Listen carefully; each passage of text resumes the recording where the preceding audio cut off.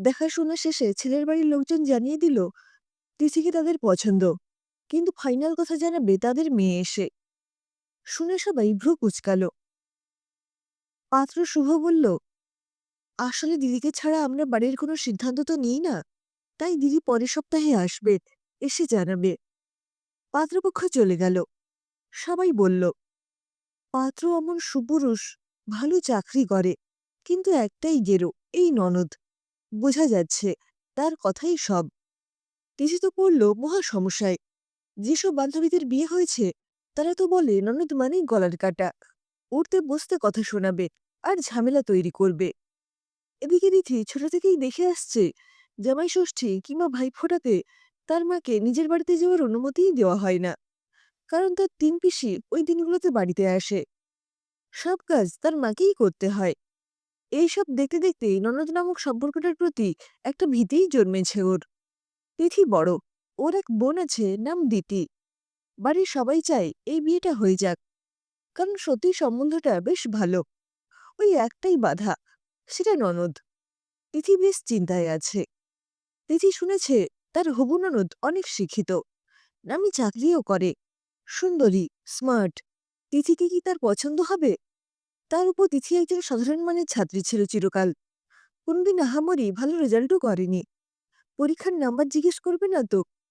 এই নিয়ে তিথি দিনরাত ভাবছে। বাড়ির লোকেরও চিন্তার শেষ নেই। এক সপ্তাহ পরে তিথির নাম্বারে ফোন এলো শুভর। এই প্রথমবার। ফোনটা ধরতেই শুভ বলল, দিদি তোমার সাথে কথা বলতে চায়। দুরু দুরু বুকে হ্যালো বলতেই তিথি অপর প্রান্ত থেকে শোনা গেল শুভতিথি শ্রেষ্ঠার কণ্ঠস্বর। তিথি, আমি দিদিভাই বলছি। আমি আজই বাড়িতে এলাম। কাল বিকেলে কি তুমি একবার দেখা করতে পারবে আমার সাথে?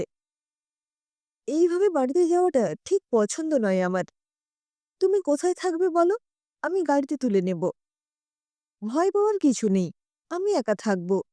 আর হ্যাঁ, এই গরমে শাড়ি পরার দরকার নেই। যেটা পরলে তোমার অসুবিধে হবে না তেমন কিছুই পরে এসো। ফোনটা রেখে তিথি গালে হাত দিয়ে ভাবতে বসল। বাড়িতে আসবে না কেন? তবে কি পছন্দ নয়? সেটাই বলবে বলে বাইরে ডাকছে। মা তো সকাল থেকে বলছে। মুখে একটু হলুদ, দুধের স্বর মাখ তিথি। যাই হোক, বিকেলে নির্দিষ্ট সময়ে তিথি নীল রঙের প্রিয় সালোয়ারটা পরে বেরোল। আগে এসেই অপেক্ষা করছিল শ্রেষ্ঠা। গাড়িতে উঠে প্রণাম করতেই শ্রেষ্ঠা বলে উঠল, প্রণাম না ভালোবাসা, কোনটা দামি? বলে গাড়ি টিপে আদর করল তিথিকে। গাড়িটা পার্ক করল গঙ্গার ঘাটে। দুজন পাশাপাশি বসল। শ্রেষ্ঠা বলল, ভাই কি বলেছে তোমাকে জানি না। তোমার মতো মিষ্টি মেয়েকে তো সবার পছন্দ হবে, আর প্রতিটা মানুষ নিজের মতো করে সুন্দর, ওর বিচার আমি করি না।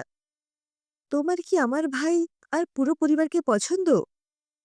তোমার মতামত জেনেই আমরা বিয়ের ডেট ফাইনাল করব। তিথি লাজুক মুখে বলল, খুব পছন্দ। তারপর চলল গল্প। না, পড়াশোনা নিয়ে কোনো প্রশ্ন তো করল না তিথিকে শ্রেষ্ঠা।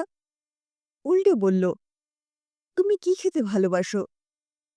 দুজনের পছন্দের খাবার মিলে যেতেই দুজনে কম্পিটিশন করে ফুচকা খেল। শ্রেষ্ঠা বলল, মেয়েরা নিজেদেরকে সাজিয়ে মিষ্টির থালা নিয়ে বসে থাকবে এই আশায় কে তাদের পছন্দ করবে? ব্যাপারটা আমার একদম পছন্দ নয়, তাই তোমাকে এখানে ডাকলাম। বাবা মা পুরোনো দিনের লোক, ওরা এসব মানলেও আমি মানি না। বাড়ি ফিরতেই তো সবাই তিথিকে ঘিরে বসল, কি হয়েছে জানার জন্য।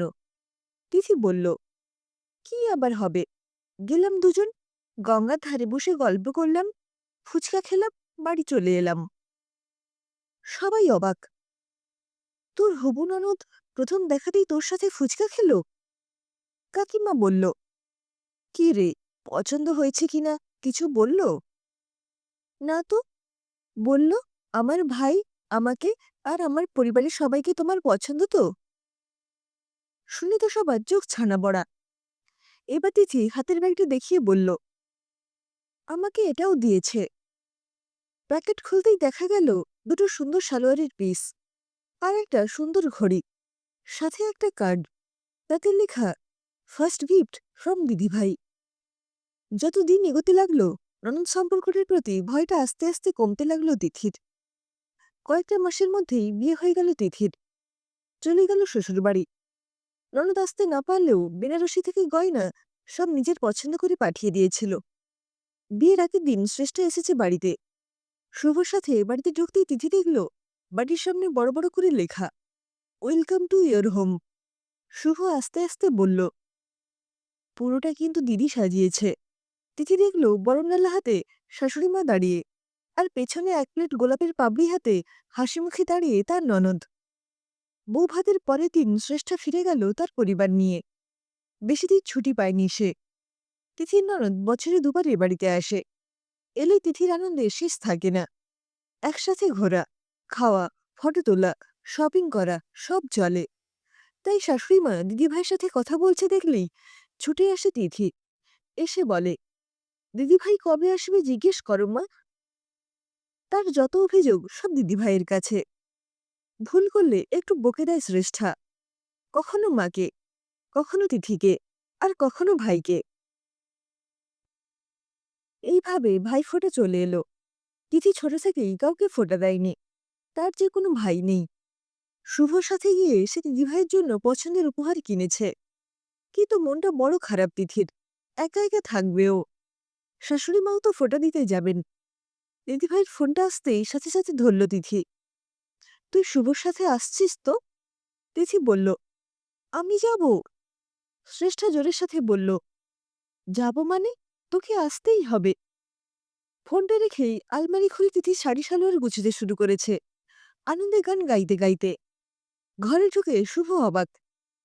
এত গোছগাছ কিসের? কোথায় যাবে? দিদিভাইয়ের বাড়ি। আমাকেও তো যেতে বলেছে। শুভ হাসল, বলল, তুমি কি 1 মাস থাকবে নাকি? তিথি মুখ বেঁকিয়ে বলল, না, 1 সপ্তাহ। তুমি আগে ফিরে এসো। দিদিভাই মাকে বলে দেবে বলেছে। ভাইফোঁটার দিন ভোর থেকেই শুভ তাড়া দিচ্ছে। অনেকটা দূরের রাস্তা যে। সেজে গুজে তিথি চলল ননদের বাড়ি। এসেই দেখল ননদ সব রেডি করেই রেখেছে। 2টো আসন, 2টো খাবার প্লেট, 2টো জলের গ্লাস রেডি। তিথি ননদের পাশে শাঁখটা বাজানোর জন্য হাতে নিতেই শ্রেষ্ঠ বলে উঠল, না, তোকে শাঁখ বাজাতে হবে না। চুপটি করে আসনটাতে গিয়ে বস দেখি। ও আমিই বাজিয়ে নেব। আমি আসনে বসবো? হ্যাঁ, ওটা তোর জন্য। একে একে শ্রেষ্ঠা শুভ আর তিথিকে চন্দনের ফোঁটা দিল, আশীর্বাদ করল, মিষ্টি খাওয়ালো, আর উপহার দিল। শুভ তো খুব খুশি, আর আনন্দে তিথির চোখে জল। শ্রেষ্ঠা বলল, ভাইকে ফোঁটা দেব। আর যে মেয়েটা আমাকে দিদিভাই বলে ডাকে, যাকে আমি এত ভালোবাসি, তাকে কেন দেব না? দুপুরে সুন্দর করে সাজিয়ে 2টো প্লেটে খেতে দিল শুভ আর তিথিকে। তিথি আনন্দে জড়িয়ে ধরল তার দিদিভাইকে। 2 বছর পর তিথি একটা ফুটফুটে কন্যা সন্তানের জন্ম দিয়েছে। অন্নপ্রাশনে দিদিভাই এসে সব দায়িত্ব সামলেছে। এখন কেউ ননদ মানেই ঝামেলা বললে প্রতিবাদ করে বলে, আমি খুব ভাগ্যবতী বলে মনে করি নিজেকে, আমার একটা ননদ আছে বলে। 5 বছরের জন্মদিন তিথির মেয়ে তিন্নির। তিনি সুস্থ স্বাভাবিক, কিন্তু কথা বলতে বা শুনতে অপারগ। প্রথমে এই নিয়ে শাশুড়িমা স্বামী একটু অসন্তুষ্ট হলেও পাশে ছিল একমাত্র ননদ শ্রেষ্ঠা। আজকের দিনেও সবাই বলছে, কথা বলতে পারে না, অমন মেয়ের বিয়ে দেবে কি করে? লেখাপড়া না জানলেও তো আজকের দিনে চলবে না। এমন সব। মেয়েটার জন্মদিন কেউ একটু সাজিয়েও দেয়নি। একা একাই খেলছে।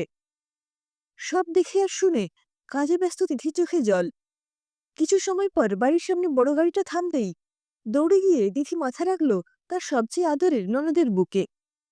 শ্রেষ্ঠা চোখের জল মুছিয়ে বলল, তুই কিচ্ছু চিন্তা করিস না। তিন্নিকে ভালো স্কুলে ভর্তির ব্যবস্থা করেছি। ও ওখানে স্বাভাবিকভাবেই লেখাপড়া শিখবে। কিছু সময় পর তিথি দেখল তার একমাত্র মেয়ে তিন্নিকে পুরো পরীর মতো সাজিয়েছে তার দিদিভাই। মাথায় মুকুট, কপালে চন্দন। কোলে নিয়ে সুন্দর জায়গায় বসিয়ে দিল তাকে।